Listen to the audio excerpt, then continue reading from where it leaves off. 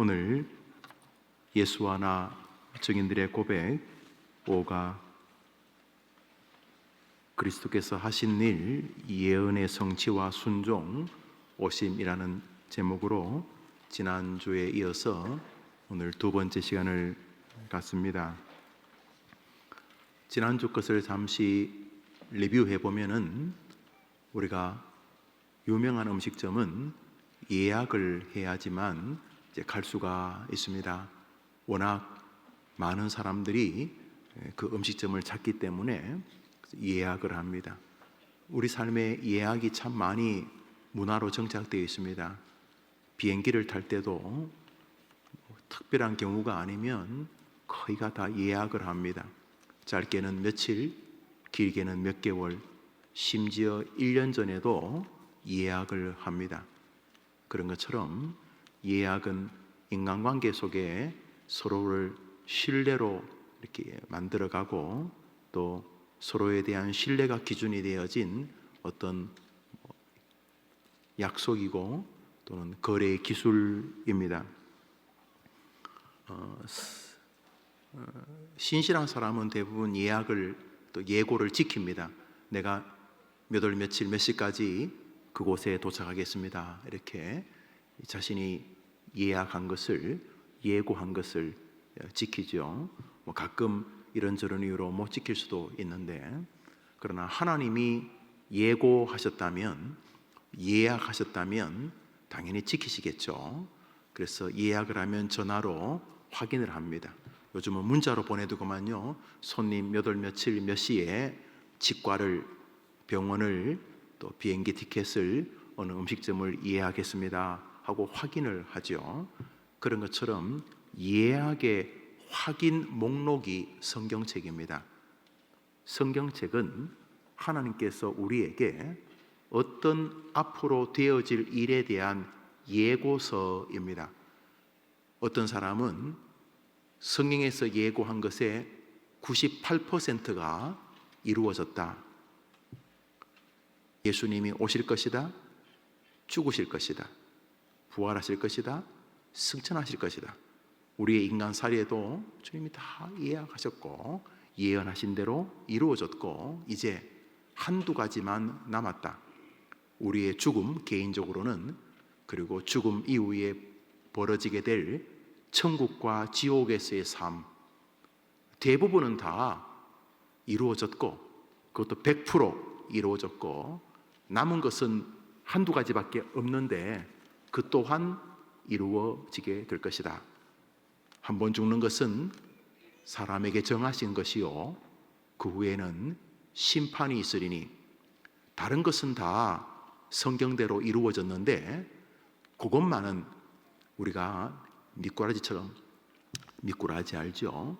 미꾸라지처럼 잘 피해가지고 죽지 않거나 죽은 다음에도 에이 뭐 천국이나 지옥이 있겠어? 그냥 이 땅에서 다 착하게 살라고, 왜 그 무섭잖아, 또 왜 기대가 되잖아. 그래서 천국 지옥은 이 땅에 조금 열심히 도덕적으로 살기 위해서 만든 하나의 도구일 뿐이지 그런 거 없어, 이렇게 애써 생각하겠지만은 모든 예고는 다 이루어졌는데 천국과 지옥이 있다는 예고는 안 이루어질 것이다. 너무도 위험한 도박에 남은 인생을 거는 것이죠. 많은 사람을 옳은 것으로, 옳은 것 진리죠. 예수님이 내가 곧 길이요 진리라고 말해요. 예수님, 많은 사람을 예수님께로 인도하는 자는 하늘의 별과 같이, 우리가 보통 스타라 이렇게 부르죠. 탤런트를 TV 스타, 또 영화 배우를 무비 스타, 영어로 그렇게 말하죠. 미국 사람들도 연예인을 스타라고 부릅니다. 그런데 그건 가짜죠. 막 스타들이 막 스스로 목숨을 끊고 막 웃기잖아요. 그 가짜인데, 그러나 진짜 스타를 만들어주겠다. 어떤 사람을, 많은 사람을 참 진리, 옳은 예수님께로 인도하는 자는 하늘에 별과 같이 빛나게 해주겠다. 이렇게 말했는데도 전혀 복음을 전하지 않고, 자녀들에게 복음을 전하지 않고 믿음 좋은 장모님, 권사님에게 장모님 정말 예수님 너무 좋아요. 목사님 너무 계셔서 너무 좋아요. 목사님 통해서 예수님 듣게 돼서 말씀 듣게 너무 좋아요. 예수님 안 믿는 친구의 친구야, 정말 예수님 믿으면 너무 좋아. 할머니, 권사님 할머니가 내 할머니여서 너무 좋아요. 외할머니 때문에, 우리 친할머니 때문에 우리 집안이 다 예수 믿게 되었다면서요. 할머니 너무 좋아요. 이렇게 많은 사람에게 진리의 복음을 증거하는 사람은 하늘의 별과 같이 빛나게 하겠다고 했지만은 안 믿으니까 한마디도 안 하고 사는 거죠. 안 믿으니까. 혹여나 안 그래도 뭐 상이 있지 않겠나, 안 그래도 뭐 상이 없어도 천국 뭐 커트라인 들어가기만 하면 안 되겠나, 이래서 우리의 모든 신앙이 예고에 대한 실행과 확증의 과정이라는 것을 안 믿기 때문에 교회 생활을 그렇게 하는 것이고 사람을 그렇게 대하는 것이죠. 그런데 성경이 예고집이라는 거, 예고, 우리가 손님 몇 월 며칠에 예약하셨으면 이렇게 그 문자를 보낸 것처럼 모아놓은 것이 성경이 주님의 예고, 이렇게 된다, 이렇게 된다, 예고. 사람들은 가끔 그것을 어기지만 하나님이 어길 가능성은 제로이죠. 말씀대로 되는 줄 믿습니다. 예, 이게 성경의 예언. 그런데 가장 중요한, 별의별 예언이 다 있어요. 별의별 예언이 다 있는데 가장 핵심적인 예언, 그리고 나머지 모든 예언들은 이 중심적인 예언에 종속되어 있는데 이 예언을 이룰 과정을 빛나게 하기 위하여서, 또 이것을 드러내게 하기 위하여서 이렇게 서부에 이렇게 예고들이 되어 있는데, 이 모든 예고가 총체적으로 집결되는 예고는 메시아, 구원자, 우리의 삶 전반을 힘있게 만드는, 우리를 구원시키는 메시아가 온다는 예고가 가장 핵심적인 예고이죠. 우리는 그분이 예수님이라는 사실을 잘 알고 있습니다. 오늘은 예수님이 어떤 분인가, 그분은 인간이셨고 그분은 하나님이셨다 하는 부분을 우리가 몇 과에 걸쳐서 살펴보았고, 지난주와 이번 주에는 그러면 그 예수님은 무슨 일을 하셨는데 예수님이신가? 예수님은 어떤 일을 하셨는가? 예수님은 가장 먼저 오시는 순종을 하셨다. 아버지 하나님, 나 안 갈래요. 내가 저 인간들 사이에 가가지고 인간의 모습을 입고 살아. 그냥 천사 몇 명 보낼게요. 저 안 갈래요. 내가 천국 보좌를 뒤로 하고 저 그냥 기가 막힌 저 인간들하고 저 안 갈래요. 저 안 갈래요. 안 하시고 그 하나님이신 예수께서 친히 인간의 몸을 입고 이 땅에 오셨다. 오시는 게 뭐 대단한 순종이냐? 엄청난 순종인데, 예수님의 오심을 신학적으로 예수님의 자기 비하라고 부릅니다. 써나 보시죠. 예수님이 스스로 자기를 낮추셨다, 이런 뜻입니다. 그런데 그것이 예고되어 있었다 하는 거죠. 첫 번째 예고는 창세기 3장 15절에 여자의 후손이 사단의 머리를 짓밟는다고 말하는데, 창세기 3장에 이미 창세기 성경 첫 번째에 나오는 창세기 3장 15절에 내가 너로 여자와 원수가 되게 하고 너의 후손도, 여기 이제 뱀 사단에게 하는 소리인데, 하나님께서 나 여호와가 뱀 너로 여자의 후손과 원수가 되게 하겠다, 이렇게 말하면서 여자의 후손, 여자는 사람이죠. 남자, 여자라고 하는 인간의 후손으로, 누군지는 모르는데 메시아는 반드시 사람으로 온다라고 하나님이 사단에게 말씀하셨는데, 그 여자의 후손이 와서 뱀의 머리를 짓밟을 것이라, 이렇게 창세기 3장 15절에 예언을 하셨어요. 지금 누군지 우리는 예수님인지 알지만은 여러분도 다 여자의 후손이죠. 그죠? 응? 우리 물어볼까요? 오늘 기도하신 권사님은 엄마가 혹시 남자세요? 여자의 후손이시죠? 예, 저도 여자의 후손이에요. 여러분도 다 여자의 후손이죠. 그렇죠? 우리가 뭐 호랑이 후손도 아니고 뭐 침팬지 후손도 아니고 사람 중에 여자의 후손이죠. 그죠? 여튼간에 사람이 사단의 머리를 짓밟을 거라 이렇게 말씀을 하셨어요. 그러니까 메시아는 반드시 사람으로 온다 예언하셨지요. 예고하신 거죠. 그리고 지난주에 그 여자의 후손이 많은 민족을 복되게 하고 많은 족속을 복되게 하고 그 여자의 후손을 통해서 많은 사람이 복을 받을 거라는 것을 아브라함을 통해서도 말씀하시고 다양한 방식으로 계속 말씀하시면서 하나님께서 이 세상의 축복을 여자의 후손 혹은 아브라함의 후손을 통해서 보내시겠다는 말씀을 계속 예언하십니다. 그러니까 메시아는 아브라함의 후손 중에 온다는 것까지는 추정이 가능하다는 거죠. 다시 말하면 창세기는 메시아가 와서 사단의 머리를 짓밟는데 그 메시아는 사람이다. 여자의 후손으로 오는 사람이다 이렇게 말하시고 그 외에 창세기 비롯한 여러 성경에서 아브라함에게 말씀하시기를 너의 후손이 하늘의 별처럼 바다의 모래처럼 온 세상을 충만하게 할 것이고 너의 후손을 통하여 모든 민족이 복을 받는다. 아니 무슨 그런 후손이 다 있어요?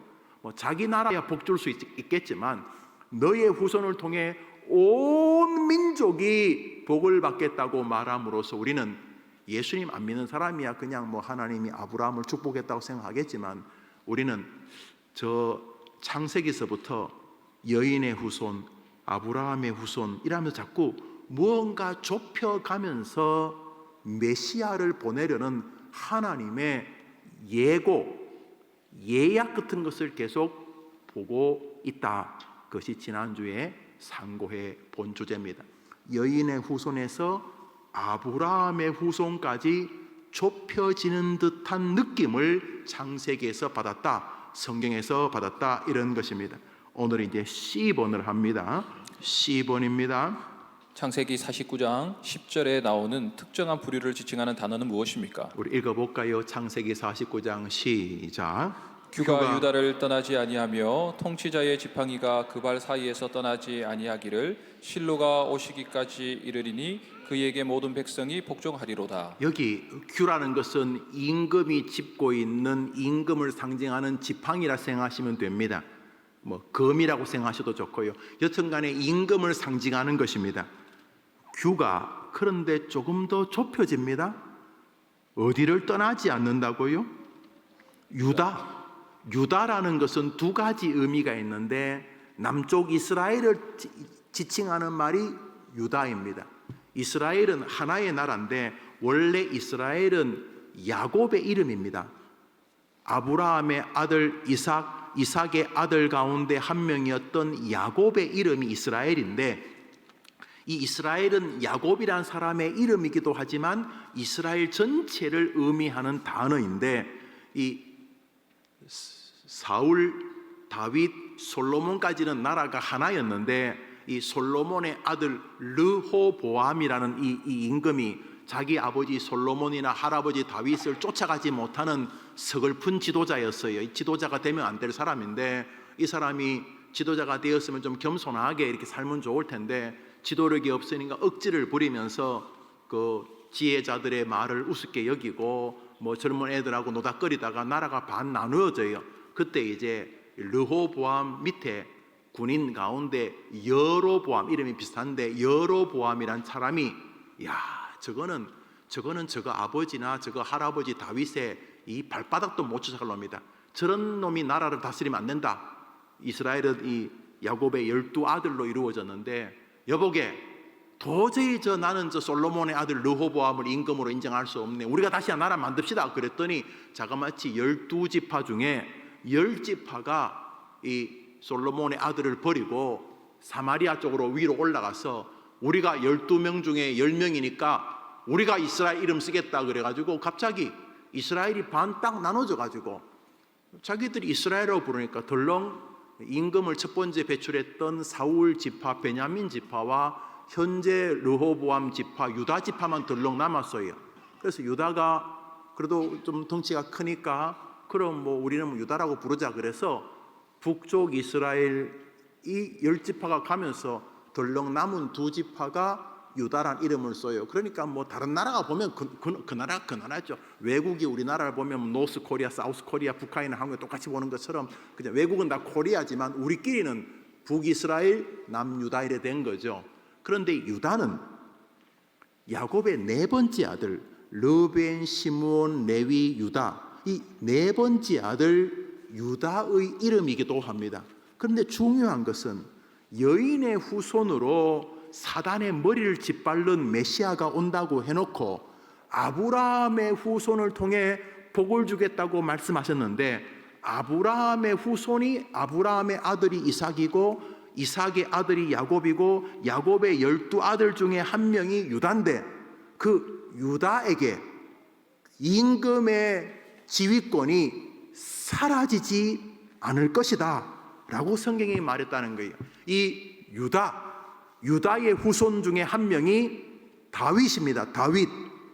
르벤 지파도 아니고 레위, 시므온, 스불론, 갓, 아셀, 납달, 요셉, 베냐민 지파도 아니고 이 유다의 지파 중에 다윗이 오고 어느 날 예수님이 길 갈 때에 소경이 예수님이 지나간다는 소리를 듣고 누구 자손 예수여 나를 불쌍히 여겨서 이렇게 말했죠? 다윗의 자손. 그래서 이스라엘 사람들 머릿속에는 메시아가 오는데 그는 반드시 다윗의 후손으로 온다는 의식을 지금도 가지고 있어요. 중요한 것은 성경이 메시아가 오는데 그는 여인의 후손이다, 아브라함의 후손이다, 유다의 후손이다 라고 좁혀가고 있다는 거죠. 성경은 뭐 불신자들이야 안 믿죠. 불신자들이 안 믿는데 성경은 거대한 여자의 여기도 다 여자의 후손, 여기 전부 다 여자의 후손이죠. 지구상에 살았다 죽은 사람 다 여자의 후손이 여자의 후손. 그런데 여자의 후손 가운데 그 한 줄기 아브라함의 후손 가운데 그 한 줄기 유다의 후손 가운데 메시아가 온다라고 성경은 말하고 있다 이 말입니다. 자, 사무엘하 읽습니다. 사무엘하 7장 16절, 시편 89편 34절에서 36절에 나오는 특정한 부류를 지칭하는 단어는 무엇입니까? 지금 사무엘하는 다윗에게 하는 말입니다. 사무엘하 7장은 다윗에게 하는 말입니다. 읽읍시다. 시작. 내 집과 내 나라가 내 앞에서 영원히 보존되고 내 왕위가 영원히 경고하리라 하셨다 하라. 하나님이 사무엘에게 다윗에게 전하라고 하는 메시지가 너의 후손이 이렇게 될 것이다 라고 이제는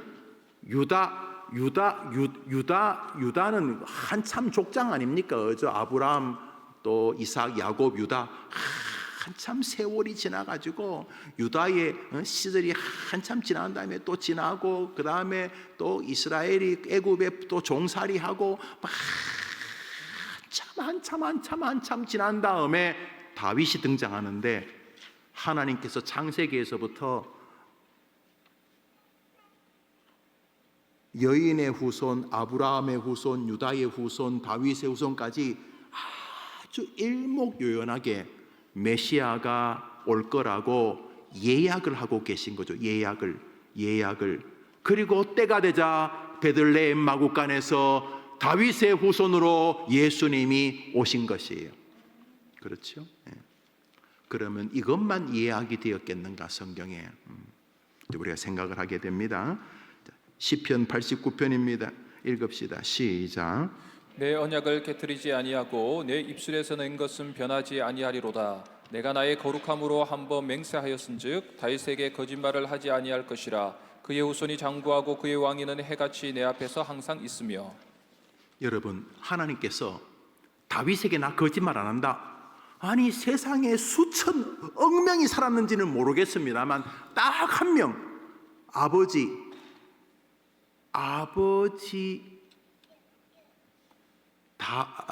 다윗이라고 하는 이새의 아들 다윗이라고 하는 한 특정한 인물을 딱 찍어서 뭐라 그러시냐면, 나는 다윗에게 거짓말 안 한다. 뭔 말을 하셨길래? 다윗의 후손이 장구하고, 이 말은 영원하다는 말입니다. 그런 게 어디 있어요? 대가 끊기기도 하고 그럴 텐데. 그 왕위는 해같이 내 앞에, 한번 따라합시다. 항상 있으며, 하나님 곁에 항상 있으신 분이 누구실까요? 예수 그리스도. 시편과 예수님이 오시는 신약 성경은 수백 년에서 천년까지 벌어졌는데, 여전히 주님은 계속 여인의 후손, 아브라함의 후손, 유다의 후손, 다윗의 후손 중에 누군가가 오는데, 그는 신적인 능력을 가진 존재라고 계속 말하므로, 아무리 성경에 관심이 없는 사람도 집중하다 읽으면은 뭔가 있구나, 그게 예수님인지는 잘 모르겠는데 성경은 계속 한 사람에 대해서 예고하고 있구나, 예언하고 있구나 하는 것을 알 수가 있습니다. 지금 몇 구절, 수천 구절이겠지만 몇 구절 안 찾아봐도 여러분, 하나님의 예고가 굉장히 이렇게 세밀하게 도도하게 진행되어 가고 있구나 하는 것을 알게 되겠죠. 주님이 세상을 멸망시키겠다고 약속하셨으면 그때 불로 원자 폭탄으로 하실지, 지구 밑에 알 수 없는 용암이 오를지, 하늘에서 지구만한 게 오면 지구는 끝나고, 지구만 안 해도 지구 한 100분의 1만한 뭔가 하면 답쳐도 지구는 다 죽나다죠. 불바다가 된다죠. 여튼 간에 뭔지는 모르겠는데 마지막 날 주님이 불로 심판한다고 하니까 예고편 무조건 마지막 날은 이 지구는 불로 심판을 하지요. 주님이 성경 말씀했는데 다른 건 다 지키고 그거는 안 지킬 리가 없지 않습니까? 그렇지 않습니까? 여튼 간에 그 모든 예언의 핵심은 예수님이라고 하는 한 특정한 인물에 맞추어 있는 것을 우리가 부정할 수 없게 됩니다. 다윗의 후손은 영원하다. 그런 사람이 어디 있어요? 그는 항상 내 앞에서 해같이 빛날 것이다. 아니 도대체 하나님 앞에서 영원히 해같이 빛날 사람이 어디 있어요? 그런데 다윗의 후손 가운데 어떤 특정인이 그렇게 될 것이다 라고 말하고 있습니다. 이사야 9장입니다. 이사야 9장 6절에서 7절에서 나오는 메시아의 특성은 무엇입니까? 우리 읽읍시다. 시작. 이는 한 아기가 우리에게 낳고 한 아들을 우리에게 주신 바 되었는데 그의 어깨에는 정사를 메었고 그의 이름은 기묘자라 모사라 전능하신 하나님이라 영존하시는 아버지라 평강의 왕이라 할 것임이라. 그 정사와 평강의 더함이 무궁하며 또 다윗의 왕자와 그의 나라에 군림하여 그 나라를 굳게 세우고 지금 이후로 영원히 정의와 공의로 그것을 보존하실 것이라. 만군의 여호와의 열심히 이를 이루시리라. 이는 벌써 성경 구절 없어졌어요. 이는 누가 난다고요? 베이비 알죠? 아기가 천사가 아니에요. 사람. 한 아기가 태어난다는 거. 아기. 우리 학생들도 아기 알죠? 예. 저도 아기 때가 있었어요. 여러분도 한 아기가 태어났는데 아기가 태어나지. 지금도 아무리 인구가 적어도 작년에 20만 명이 태어났다는데 태어나잖아요. 태어났는데 그런데 태어났는데 그 아기가 희한한 아기예요. 무슨 아기냐면 이스라엘 사람들은 하나님의 이름 잘못 부르면 하나님이 곧바로 죽여버리셨어요. 그래서 하나님의 이름을 쓰는 성경의 필사 서기관들이 성경 쓰다가 하나님이란 이름이 나오면 버들버들 떨었어요. 왜냐하면 자기 선배가 그거 쓰다가 죽었거든요. 그래서 하나님이란 말 나오면 우선 버들버들 놓고는 가서 목욕하고 기도하고, 하나님 저 처자도 있고 아직도 해야 될 일이 있는데 하나님 저를 불쌍히 여주십시오 하고 떨면서 이 성경에서 하나님의 말을 옮겼다는 거 아니에요. 왜냐하면 여호와의 이름을 망령되 일컫지 마라 그랬어. 그래서 하나님의 이름을 이렇게 농담거리로 삼지 못했습니다. 죽었으니까. 제사장들은 제사하다가 죽기도 했다잖아요. 그래서 실을 묶고 다녔다나 죽으면 이제 끄집어내려고. 그러니까 하나님의 이름은 장난칠 수가 없어요. 그런데 한 아기가 태어났는데 그 아기를 사람들이 그렇게 부를 거라고 예언을 한 거예요. 우리 한 번 더 읽습니다. 시작. 이는 한 아기가 우리에게 낳고 한 아들을 우리에게 주신 바 되었는데 그의 어깨는 정사를 메었고 그의 이름은 기묘자라 모사라. 전능하신 하나님이라. 아니 무슨 애 이름이 전능하신 하나님이에요, 여러분. 별명이 그저 잘생기면 어유 장군 같다, 아이고 떡두꺼비 같아, 또 이렇게 예쁘게 태어난 아가씨 그 여자애를 보면 아이고 미스 코리아 같다 이러잖아요, 그죠? 그런데 지금도 우리 가운데 저는 아이고 애가 하나님 같은 애 이런 말은 못 들어봤어요. 우리나라도 그런 말 안 해요. 그런데 이스라엘 사람은 절대로 못 해요. 어디 감히 하나님 같다는 말을 사람에게 붙여요. 그런데 한 아기가 태어나는데 그 아이는 사람들에게 전능하신 하나님, 영존하시는 하나님 아버지라고 불리우게 될 것이다. 뭔가 심상찮은 한 사람이 태어난다는 것을 성경은 계속 말하고 있어요.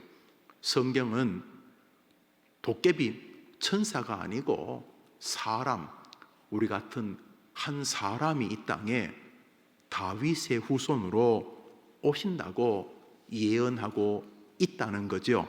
이제 계속 성경 읽습니다.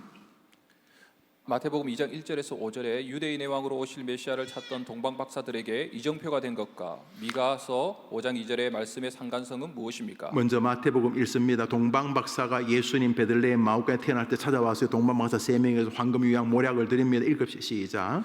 헤롯 왕 때에 예수께서 유대 베들레헴에서 나심에 동방으로부터 박사들이 예루살렘에 이르러 말하되 유대인은 왕으로 나시니가 어디 계시냐? 우리가 동방에서 그의 별을 보고 그에게 경배하러 왔노라 하니 헤롯 왕과 온 예루살렘이 듣고 소동한지라. 왕이 모든 대제사장과 백성의 서기관들을 모아 그리스도가 어디서 나겠느냐 물으니 이르되 유대 베들레헴이오니 이는 선지자로 이렇게 기록된 바 또 유대 땅 베들레헴아 너는 유대 고을 중에서 가장 작지 아니하도다. 내게서 한 다스리는 자가 나와서 내 백성 이스라엘의 목자가 되리라 하였음이니라. 성경에서 이스라엘의 목자가 어디서 난다고요? 베들레헴에서 날 것이라고 예언했다. 그러니까 이 동방 박사 3명이 누군지는 모르지만 뭐 외경에는 이 사람 이름도 있습니다만 이 세 사람이 뭐라 그러냐 하면 성경에 기록되어 있잖아. 다윗의 후손으로, 아브라함의 후손으로, 여인의 후손으로 메시아가 오는데 그는 이스라엘의 목자. 이스라엘은 이스라엘만이 아니라 모든 믿는 사람의 총칭이죠. 모든 믿는 자의 목자가 되신데 그분은 베들레헴에서 나실 것이다. 지구상에 도시가 몇 개나 있는지 모르겠어요. 한국에 도시가 많잖아요. 서울, 뭐 대전, 대구, 부산 뭐 많잖아요. 뭐 많잖아요. 세상에 얼마나 도시가 많아요. 그런데 베들레헴이라는 곳에서 한 인물을 내가 보내겠다. 사람으로. 이게 주님의 말씀이라는 거죠. 자, 이 동방 박사들이 말했던 성경 중에 하나로 추정되는 것이 구약 미가서입니다. 미가 역시 선지자죠. 주님이 미가를 통해 예언하신 거죠. 읽읍시다. 시작. 베들레헴 에브라다야 너는 유다 족속 중에 작을지라도 이스라엘을 다스릴 자가 내게서 내게로 나올 것이라. 그의 근본은 상고에 영원에 있느니라. 베들레헴에서 이스라엘을 다스릴 구원자 왕 메시아가 오는데 그의 근본은 하나님적이다 이 말입니다. 그의 근본은 영원. 아니 그런 존재가 어디 있어요? 딱 있습니다. 성부, 성자, 성령. 베들레헴에서 한 다스릴 자가 오는데 그는 성부, 성자, 성령과 맞수인 분이다. 이렇게 성자 예수님을 예고하고 있는데 미가서 이 말을 동방박사 3명은 그대로 받아들였다는 거죠. 그리고 그대로 받아들인 것을 마태복음을 통해 기록하고 계신 거죠. 무슨 말입니까? 성경의 진리를 하나님의 백성들은 그대로 믿어야 한다는 것이죠. 우리를 위하여 이 땅에 구주가 오신 줄 믿습니다. 예고되어 말입니다. 지번 읽습니다. 이사야 53장 10절을 읽고 고난받는 종으로 오시는 메시아에 대해 말해 보십시오. 자, 우리는 이것은 우리 이명호 목사님 읽어주시죠. 우리가 전한 것을 누가 믿었느냐? 여호와의 팔이 누구에게 나타났느냐? 그는 주 앞에서 자라나기를 연한 순 같고 마른 땅에서 나온 뿌리 같아서 고운 모양도 없고 풍채도 없은즉 우리가 보기에 흠모할 만한 아름다운 것이 없도다. 그는 멸시를 받아 사람들에게 버림받았으며 강고를 많이 겪었으며 질고를 아는 자라. 마치 사람들이 그에게서 얼굴을 가리는 것 같이 멸시를 당하였고 우리도 그를 기이 여기지 아니하였도다. 그는 실로 우리의 질고를 지고 우리의 슬픔을 당하였거늘 우리는 생각하기를 그는 징벌을 받아 하나님께 맞으며 고난을 당한다 하였노라. 그가 찔림은 우리의 허물 때문이요 그가 상함은 우리 죄악 때문이라. 그가 징계를 받음으로 우리를 평화를 누리고 그가 채찍에 맞음으로 우리는 나음을 받았도다. 우리는 다 양 같아서 그릇 행하여 각기 제 길로 갔거늘 여호와께서는 우리 모두의 죄악을 그에게 담당시키셨도다. 거기까지만. 어떤 메시아가 오는데 그는 와서 진탕 얻어 터집니다. 찔립니다. 고난을 당합니다. 죽습니다. 그런데 이상한 것은 그 사람은 그 사람 죄 때문에 안 죽습니다. 그 사람은 그가 찔림은 우리 허물 때문이요 그가 상함은 우리 죄악 때문이라. 그가 징계를 받음으로 우리는 평화를 누리고 그가 채찍에 맞음으로 우리는 나음을 입었도다. 우리는 다 양 같아서 어그러진 제 마음대로 다니는 이런 뜻입니다. 잘못 행하여 그릇 행하여 각기 제 길로 지옥길로 가고 있거늘 여호와께서는 우리 모두의 죄악을 그에게 베들레헴 마구간에서 태어날 다윗, 아브라함, 여인의 후손으로 오실 그 근본이 하나님이신 그에게 우리 모두의 죄악을 담당시키셨도다. 이것은 예수님이 땅에 오기 전에 최소한 700년 전, 1000년 전에 이사야를 통해 예언하신 것입니다. 자기 죄 때문에 이분이 죽지 않고 죄인인 우리들 때문에 죽을 것이라고 주님이 예고하셨습니다. 정리해보면 창세기에서부터 하나님은 인간의 구원을 위하여서 하나님이 준비하신 제물을 보내는데 그는 인간의 대표로서 모든 하나님 관계를 어그러뜨린 첫 번째 아담이 망친 일을 회복하는 두 번째 아담의 사역이셔야 하고 동시에 인류의 모든 죄를 친히 담당할 수 있는 인류의 모든 죄를 감당할 만한 완전한 제물이어야 했습니다. 우리가 구약 사람에서 죄를 지으면 레위기에 양을 바칩니다. 죄는 사람이 지는데 양이 대신 죽으면 대신 속죄한 제물로 주님이 받으셔 주셨습니다. 그렇지만 그 제물이 한계를 가집니다. 그래서 그 제물은 그 사람이 지금 지은 죄 외에는 효력을 발휘하지 못합니다. 다음에 또 죄를 지으면 다시 또 제물을 가져와야 됩니다. 동시에 그 제사를 인도하는 제사장 역시 죄인입니다. 그래서 하나님께서 이 땅에 첫 번째 아담이 망친 것을 완벽하게 회복하실 두 번째 아담을 보내셨습니다. 이건 여러분 아주 쉬운 교리입니다. 첫 번째 아담이 망쳤다면 두 번째 아담은 회복할 수 있지 않겠는가? 첫 번째 아담이 하나님과의 약속을 어겨서 이게 이렇게 사단이 났다면 두 번째 아담이 그 모든 것을 하나님 앞에서 완벽하게 만족시켜 드릴 수 있지 않겠는가? 예수 그리스도. 동시에 예수님이 이 땅에 제물로 오셔서 아버지 하나님, 제가 양입니다. 세례 요한이 말했지요. 세상 죄를 지고 하는 하나님의 어린 양이요. 주님, 제가 제물이 되겠습니다. 대신에 저는 양이 아니죠. 저는 하나님 아닙니까? 하나님 아버지, 나 예수가 제물이 되어 십자가에서 죽을 테니 인류의 나를 구주로 믿고 나를 자신의 제물로 하나님께 바치는 모든 사람의 죄를 용서해 주옵소서. 이게 완전한 제물입니다. 동시에 주님은 십자가에서 또 한 가지를 행하셨습니다. 그것이 히브리서입니다. 한번 따라합시다. 주님은 제물이시며 동시에 완전한 대제사장이셨다. 허접한 대제사장이 아니고 주님은 하나님과 사람을, 하늘과 땅을 완벽하게 충족시키는 스스로 대제사장 역할을 감당하셨다 하는 것입니다. 예수 그리스도가 구원자라는 사실을 성경은 도도하게 계속 우리에게 전해주고 계셨습니다. H번입니다. 마태복음 1장 21절에서 23절이 말하고자 하는 것이 예언의 성취라는 것에 동의하십니까? 마태복음 1장 읽읍시다. 시작. 아들을 낳으리니 이름을 예수라 하라. 이는 그가 자기 백성을 그들의 죄에서 구원할 자이심이라 하니라. 이는 모든 일이 된 것은 주께서 선지자로 하신 말씀을 이루려 하심이니 이르시되 보라 처녀가 잉태하여 아들을 낳을 것이요 그의 이름은 임마누엘이라 하리라 하셨으니 이를 번역한즉 하나님이 우리와 함께 계시다 함이라. 앞에 구절을 다시 읽습니다. 아들을 낳으리니 이름을 예수라 하라. 예수님이십니다. 그는 자기 백성을 그들의 죄에서 뭐 할 자라고요? 구원할 자. 이제 물어봅시다. 예수님이 여러분의 죄를 용서하고 하나님 앞에 구원받게 할 백성의 능력을 가진 분이라고 믿습니까? 예. 이걸 안 믿고 교회를 다니면서 계속 뭐 착하게 살자는 이런 말 하면 착하게 사는 거 좋은 일인데 예수님을 웃기게 만드는 거지 않습니까?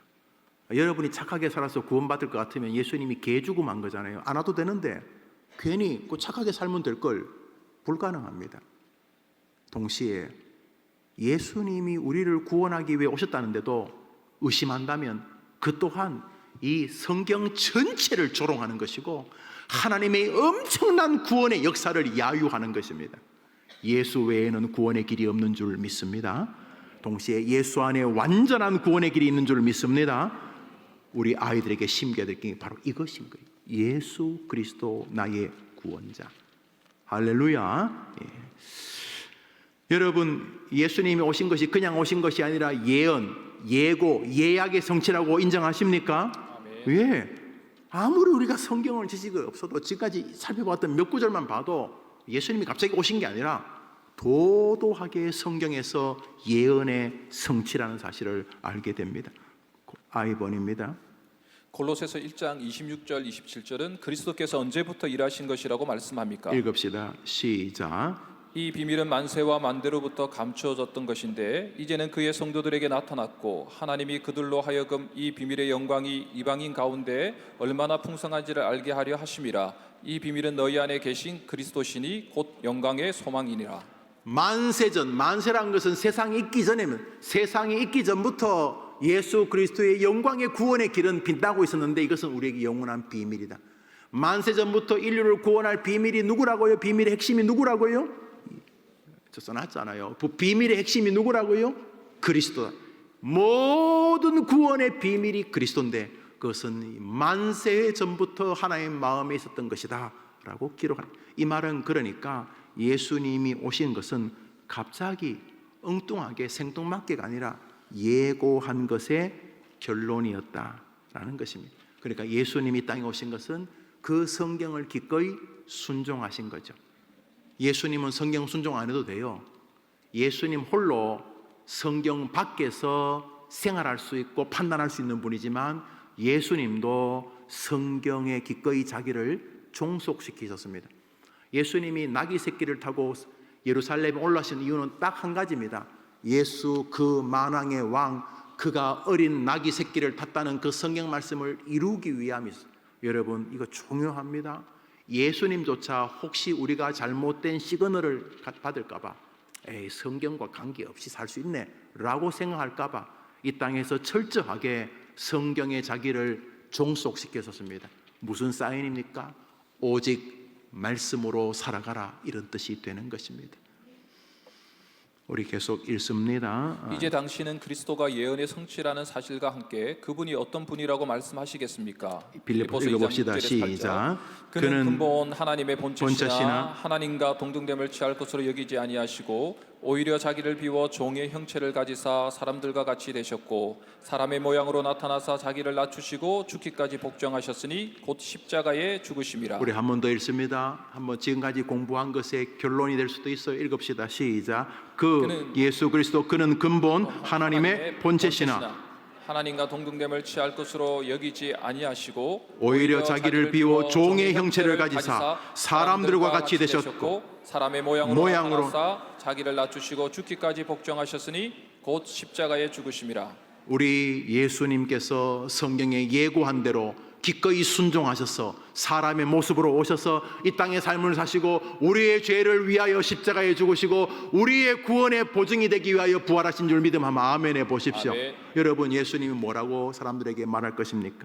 예수님은 성경에서 예언되어진 바로 그 메시아고 그분은 이 땅에 오셔서 우리를 구원하기 위하여 우리의 구원자라고 여러분 자신 있게 말할 수 있겠습니까? 그래야 되는 것입니다. 여러분이 지금까지 있었던 것을 잘 정리하면 여러분은 사람들에게 예수님만이 구원자야, 예수님은 성경에서 도도하게 예언된 분이야, 때가 참에 예루살렘 우리를 위해 오신 거야, 예수님이 오시겠다는 말씀만 이루어진 게 아니라 성경에 있는 모든 것이 그대로 이루어져. 여보게, 예수님 믿어야 돼.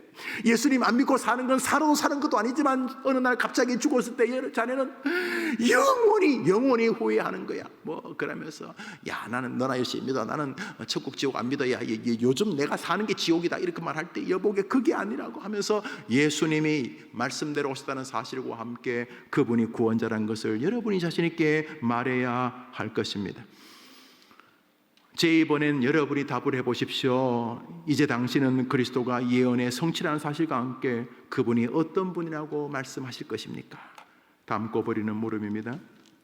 나단 선지자가 다윗에게 말하는 메시아의 왕권에는 어떠한 요소가 담겨 있습니까? 사무엘하 7장 4절. 읽습니다. 시작. 그 밤에 여호와의 말씀이 나단에게 임하여 이르시되 가서 내 종 다윗에게 말하기를 여호와께서 이와 같이 말씀하시되 내가 나를 위하여 내가 살 집을 건축하겠느냐? 내가 이스라엘 자손을 애굽에서 인도하던 날부터 오늘까지 집에 살지 아니하고 장막과 성막 안에서 다녔나니 이스라엘 자손과 더불어 다니는 모든 곳에서 내가 내 백성 이스라엘을 먹이라 명령한 이스라엘 어느 지파들 가운데 하나에게 내가 말하기를 너희가 어찌하여 나를 위하여 백향목을 건축하지 않느냐 말했느냐. 그러므로 이제 내 종 다윗에게 이와 같이 말하라. 만군의 여호와께서 이와 같이 말씀하시기를 내가 너를 목장 곧 양을 다른 데서 데려다가 내 백성 이스라엘의 주권자로 삼고 내가 가는 모든 곳에서 내가 너와 함께 있어 내 모든 원수를 내 앞에서 멸하선즉 땅에서 위대한 자들의 이름같이 내 이름을 위대하게 만들어. 지금 다윗이 하는 말입니다. 내가 또 내 백성 이스라엘에 위하여 한 곳을 정하여 그를 심고 그를 거주하게 하고 다시 옮기지 못하게 하여 악한 종류로 전과 같이 그들을 해하지 못하게 하여 전에 내가 사사에게 명령하여 내 백성 이스라엘을 다스리던 때와 같지 아니하게 하고 너를 모든 원수에게서 벗어나 편히 쉬게 하리라. 여호와가 또 내게 이르노니 여호와가 너를 위하여 집을 짓고 내 수완이 차서 내 조상들과 함께 누울 때에 내가 내 몸에서 날 내 씨를 내 뒤에 세워 그의 나라를 견고하게 하리라. 그는 내 이름을 위하여 집을 건축할 것이요 나는 그의 나라 왕위를 영원히 견고하게 하리라. 여기 보면 다윗의 씨로 너의 왕위를 얼마 동안 견고하게 한다고요? 영원히 견고하. 그런 게 어디 있어요? 2조 왕조 500년 만에 끝났는데, 그러나 다윗에게 너의 씨로 너의 왕조가 영원하게 하겠다라고 지금 나단을 통해 말하게 합니다. 계속 읽읍시다. 나는 그에게 아버지가 되고 그는 내게 아들이 되리니 그가 만일 죄를 범하면 내가 사람의 매와 인생의 채찍으로 징계하려니와 내가 내 앞에서 물러나게 한 사울에게서 내 은총을 빼앗은 것처럼 그에게서 빼앗지는 아니하리라. 내 집과 내 나라가 내 앞에서 영원히 보존되고 내 왕위가 영원히 견고하리라 하셨다 하라. 나단이 이 모든 말씀들과 이 모든 계시대로 다윗에게 말하니라. 우선 솔로몬에게 이것을 전달할 수 있습니다. 그렇지만 솔로몬이 어떻게 영원히 삽니까? 그렇죠? 내가 너로 너의 왕위가 영원히 빛나게 하겠다라고 말씀하셨는데 이것을 우리는 압니다. 왜요? 만왕의 왕 예수께서 만왕의 왕이 다윗의 후손으로 오시기 때문인 것이죠. 성경은 메시아가 올 것을 계속 예고하고 계셨던 것입니다. B번입니다.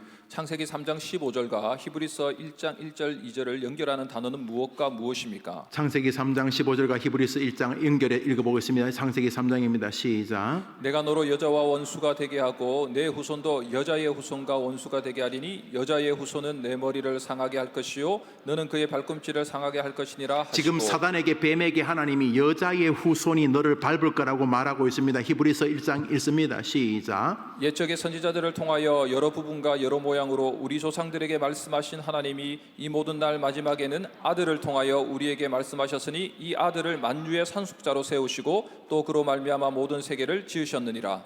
히브리서에서 말하는 여러 선지자들, 여러 사람들, 그렇게 모세도 선지자 중에 한 명이죠. 여러 선지자, 창세기를 기록한 것이 모세니까 여러 선지자들 이사야를 통해서 끊임없이 말씀하셨던 하나님께서 때가 되어서 아들을 통하여 이 아들을 만유의 상속자, 사단을 짓밟고 최고의 상속은 구원이죠. 천국이죠. 만유의 상속자로 아들을 보내실 것이라고 하셨는데, 창세기에서 말했던 그 여인의 후손이요, 이 땅에 온 사람의 모습을 가지고 우리에게 영원한 상속을 주게 하시고 천국의 백성이 되게 하는 영원한 기업을 얻게 하시는 하나님의 아들이 누구십니까? 예수 그리스도. 예수 그리스도. 우리는 예수 그리스도가 무슨 일을 하셨는가? 이 모든 것을 그대로 받으셔서 성경에 예언된 대로 때가 되어 베들레헴에 나신 것입니다. 베들레헴, 너는 비록 작은 마을이지만 너에게서 이스라엘을 모든 믿는 자들을 다스릴 구주가 오실 것이다. 때가 되어 하나님께서 예수 그리스도를 베들레헴에 보내신 것이죠. 이제 불신자들은 아이고, 성경이 뭐 예수 이야기 하려고 이렇게 갖다 붙여가지고 뭐 이렇게 이야기해가지고 그냥 성경에서 그냥 이렇게 예수 이렇게 띄우는 거니 뭐. 그렇지만 창세기 모세와 이사야서의 이사는 둘이 만났을 가능성이 제로입니다. 도저히 서로 만날 수가 없지요. 미가와 모세가 만났을 가능성은 제로입니다. 미가와 다윗이, 이사야와 다윗이 만났을 가능성이 제로입니다. 여전히 서로 알지 못하는 저자들을 통해서, 서로 알지 못하는 시대에 주님은 메시아를 아브라함의 후손으로, 유다의 후손으로, 다윗의 후손으로 베들레헴의 사람의 모습으로 보내실 것을 예언하셨던 것입니다. 최종적으로 예수님이 나 안 해. 아유, 하나님 나 안 가요. 그건 뭐 인간들 저 인간들 구원받거나 말거나 나 안 해요. 내가 무슨 초라하게 사람의 모습으로 살고 또 십자가에 죽고, 아유 나 안 해요. 하나님 나 안 해요. 예수님이 안 하셨으면 우리에게 구원의 길도 없을 텐데, 예수님은 가장 먼저 이 땅에 인간으로 오시는 것에 순종하셨습니다. 그것이 예수님의 가장 존귀한 자기 비하입니다. 4번입니다. 성경이 말하는 증인은 명철한 이성에 근거해 자신이 본 것을 이해하는 자일 뿐 아니라 뜨거운 가슴을 가지고 자신이 보고 안 것을 목이 터지게 외치는 지금 사람입니다. 이제 여러분들이 이렇게 지금 성경을 보고 있습니다. 아, 예수님 온다는 걸 자꾸 예언했구나. 여러분이 이렇게 지식으로, 이게 성경 공부의 특징이죠. 지식으로 마치 퍼즐 풀듯이, 퀴즈 문제 답 찾듯이 이렇게 예수님이 예고되신 분이구나. 예수님이 베들레헴, 예루살렘에서 날 수 있고 갈릴리에도 날 수 있는데 왜 베들레헴에 났을까? 아, 미가서, 아니 그렇구나. 이렇게 성경에서 예수님이 예언된 분이라는 걸 이해됩니다. 이게 이해되는 것이 가슴까지 내려오는 과정이 신앙의 성장의 과정이고 신앙의 열정의 회복의 과정입니다. 여러분이 이해된 것을 여러분 스스로와 또 사랑하는 이들에게 담대하고 자신 있게 말할 수 있어야 그가 증인이지 않습니까? 증인이 뭡니까? 아예 보긴 봤는데 말하기 싫어요. 여기 귀찮아요. 괜히 경찰서 와라 가라 들락거리라 조서 써라 책임질. 아이고 안 할 거예요. 저 보긴 봤는데 안 할 거예요. 이건 증인이 아니죠. 증인이 뭡니까?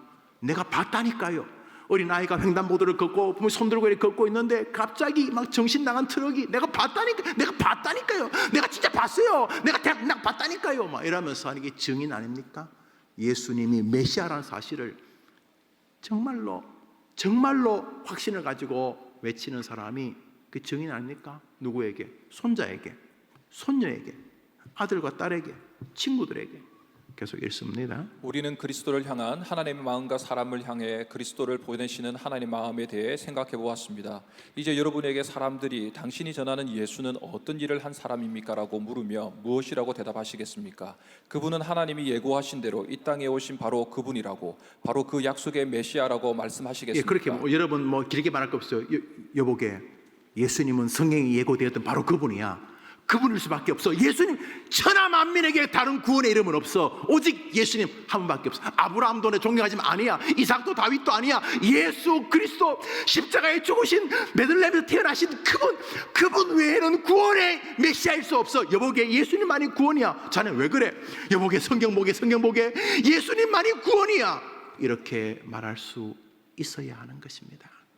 계속 읽습니다. 너무도 진지하게 하나님이 예고하신 바로 그분이라고 말씀하시겠습니까? 그 대답을 좀 더 힘있게 하기 위해 우리는 다음 주에 이 땅에 약속대로 오셔서 탁월한 생애를 사셨던 그분의 독특한 일하심에 대해 상고할 것입니다. 예, 주님이 이 땅에 오셨는데 어떠한 생을 우리에게 살고 또 보이셨는가를 또 상고하도록 그렇게 하겠습니다.